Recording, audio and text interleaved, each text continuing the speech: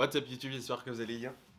Le titre de cette vidéo est complètement mensonger, je n'ai absolument pas perdu mes clés, j'ai absolument rien perdu.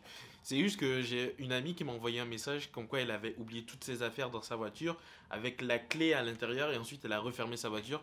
Du coup elle était là, elle était en train de pleurer et elle paniquait parce qu'elle avait perdu, elle avait oublié sa clé à l'intérieur en fait. Et je me rends compte qu'il y a plein de personnes qui peuvent paniquer dans ce genre de situation alors qu'en fait, il y a vraiment pas... Jusqu'à aller pleurer en fait. Ce qui m'a fait mal, c'est qu'elle est allée jusqu'à pleurer. Et on ne peut pas pleurer pour ce genre de situation en fait. Tout est une question de perspective. Et c'est là aussi que le stoïcisme rentre en jeu, dans le sens où quand des événements comme ça arrivent, bien sûr, il y a la phase où on a peur, la phase où on ne sait pas ce qui se passe, où on ne sait pas comment réagir face à cette situation, mais c'est important de se maîtriser et de revenir sur Terre rapidement, en fait. Il y a des choses qui sont beaucoup plus... Il y a des choses qui sont beaucoup plus importantes que les clés qu'on a oubliées dans notre voiture. Je sais pas, je, toutes les personnes sont différentes, bien sûr, mais se mettre dans un état pareil pour quelque chose, au final, désolé, mais peut-être futile. Parce qu'il y a une solution. Il y a une solution. Dans tous les cas, pour récupérer cette clé, il faudra peut-être appeler un dépanneur, il faudra peut-être casser la vitre. Bref, il y aura toujours une solution. Mais derrière, il y a des choses pour lesquelles il n'y a pas de solution. Imaginez perdre quelqu'un dans cette situation-là. Oui, il n'y a plus de solution en fait. Et et, et l'essentiel, c'est vraiment... Une fois, ça m'est déjà arrivé en plus. Quand j'habitais chez ma soeur était partie en vacances et elle m'avait laissé tout seul dans l'appartement et j'avais oublié les clés à l'intérieur. Et- et- mais si je devais réparer ce truc parce que c'est les clés électroniques, je sais pas quoi, ça aurait coûté 1000 balles. Et j'avais même pas d'argent. Et je pouvais pas dire à ma soeur que je l'avais perdu. Du coup, ce que j'ai fait, j'ai réfléchi. Logiquement parlant, si je trouvais pas de solution, il aurait absolument fallu que je demande 1000 balles à ma soeur pour pouvoir réparer ça. C'était la solution la plus, la moins bonne, ou celle que j'aurais le moins envie d'appliquer. Mais c'était ça la solution. La deuxième solution, celle que j'ai trouvée, c'était d'aller demander aux voisins au rez-de-chaussée parce que j'habitais au deuxième, de trouver le voisin qui était au rez-de-chaussée, de rentrer dans son jardin, de monter 2 étages en grimpant et de rentrer par la fenêtre. Et c'est ce que j'ai fait. Je ne l'ai jamais dit à ma soeur. Mais c'est ça en fait.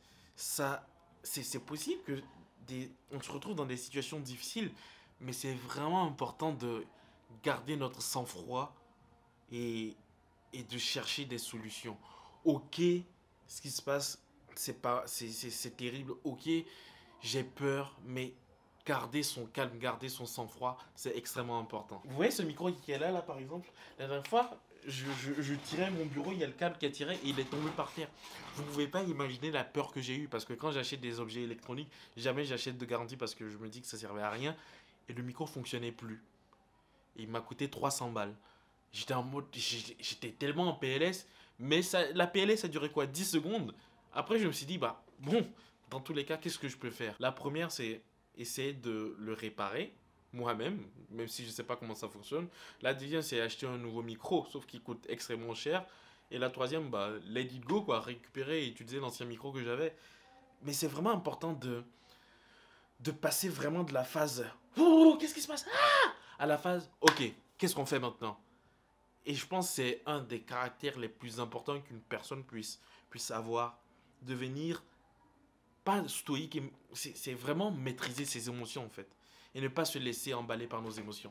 Je, je vous emmerde beaucoup avec cette histoire de stoïcisme, mais c'est tellement important parce que ça permet d'avoir un esprit rationnel en fait et de rationaliser tout ce qui se passe et d'arriver rapidement à trouver des solutions plutôt que de tergiverser. Tout ce que j'ai fait quand elle m'a dit ça, je lui ai dit de se calmer, d'arrêter de pleurer parce que ça ne sert à rien de pleurer pour ce genre de choses en fait. Il y a des choses beaucoup plus importantes qui méritent nos larmes, j'ai envie d'y croire. Et c'est pour ce genre de trucs vraiment, non, ça, non, je suis pas d'accord, faut pas pleurer pour ça. Tu te calmes, tu réfléchis, t'appelles un pote, t'as pas ton téléphone, tu sors dans la rue. Bref, il y a forcément des solutions.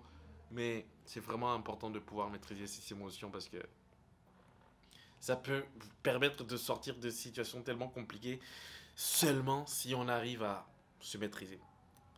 Alors devenez des stoïques ou des stoïcistes. Je le rabâche assez souvent, mais vous l'aurez compris. devenez stoïque. Si vous avez apprécié la vidéo, comme d'habitude, lâchez un pouce bleu parce que ça aide énormément la chaîne. Ça va permettre à YouTube de montrer ma vidéo à d'autres personnes qui auront perdu leur clé et qui auront besoin de voir cette vidéo pour apprendre qu'il y a des choses beaucoup plus importantes dans la vie et que c'est important de maîtriser nos émotions. Si vous êtes nouveau sur la chaîne aussi, abonnez-vous, activez les notifications. Je fais des vidéos tous les jours sur des sujets qui parlent de tout et n'importe quoi.